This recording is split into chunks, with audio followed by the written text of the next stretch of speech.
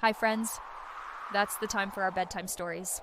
If you enjoy our story, let me know with a thumbs up.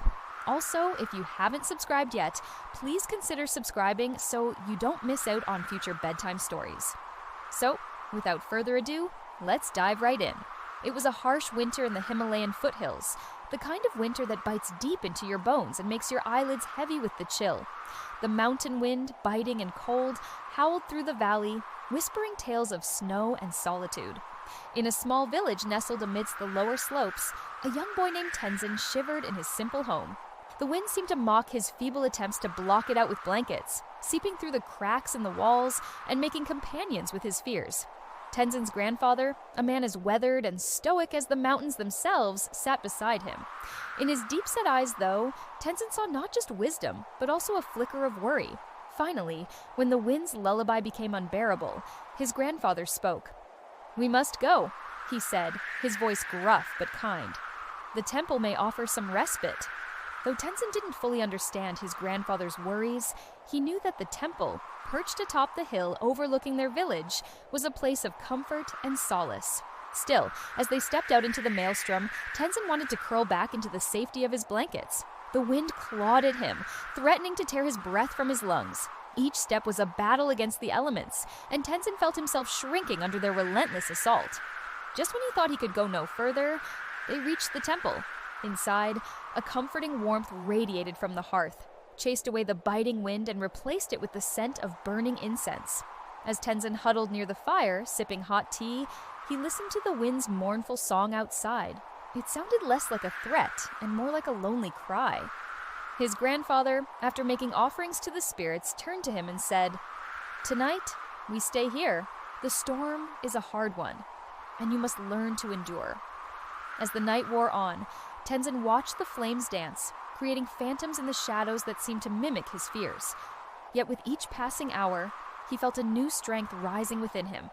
When the storm's fury peaked, shaking the very foundations of the temple, he stood by the window, watching the snow swirl and fall. In that moment, he realized his grandfather was right. He had to endure. Not just for himself, but for those who couldn't seek shelter like they had. When the first rays of sunlight finally pierced through the swirling snow, Tenzin and his grandfather were ready.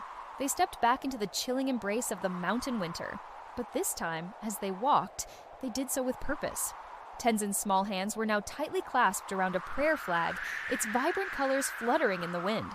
As they descended the hill, they saw the full extent of the storm's wrath. The normally placid stream had transformed into a raging torrent, carrying away rocks and earth as it made its descent. The bridge that usually connected their village to the rest of the world was now just a shattered memory. Reaching a spot where the torrent had carved a deep chasm, Tenzin stopped. Taking a deep breath, he unfurled the prayer flag, sending its colorful ribbons dancing in the wind. As he released the flag, he whispered a silent prayer for all those caught in the storm's path, for their safety, their strength, and their hope. With the prayer flag fluttering beside them, Tenzin and his grandfather continued on. The storm might have claimed their bridge, but it couldn't touch the spirit that connected them to their neighbors.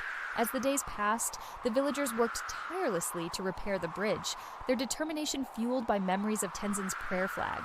Their hands, rough and calloused from years of working the land, moved with a speed born from necessity and respect for the young boy's spirit. One evening, as the sun painted the snow-covered mountains in hues of pink and orange, a group of men stood on the newly repaired bridge surveying their handiwork.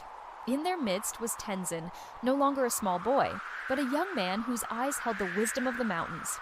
"You showed us all a strength we didn't know we had," one of the men said, his voice echoing in the vast expanse of the valley. "You reminded us that even in the harshest winters, hope can bloom like a prayer flag in the wind."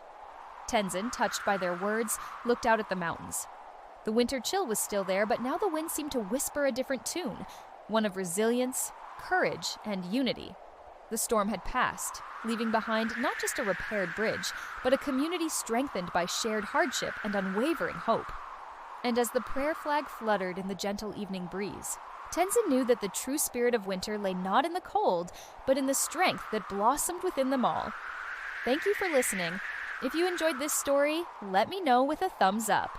Also, if you haven't subscribed yet, please consider subscribing so you don't miss out on future bedtime stories. Sweet dreams, my little friend, and may your inner light guide you to peaceful shores.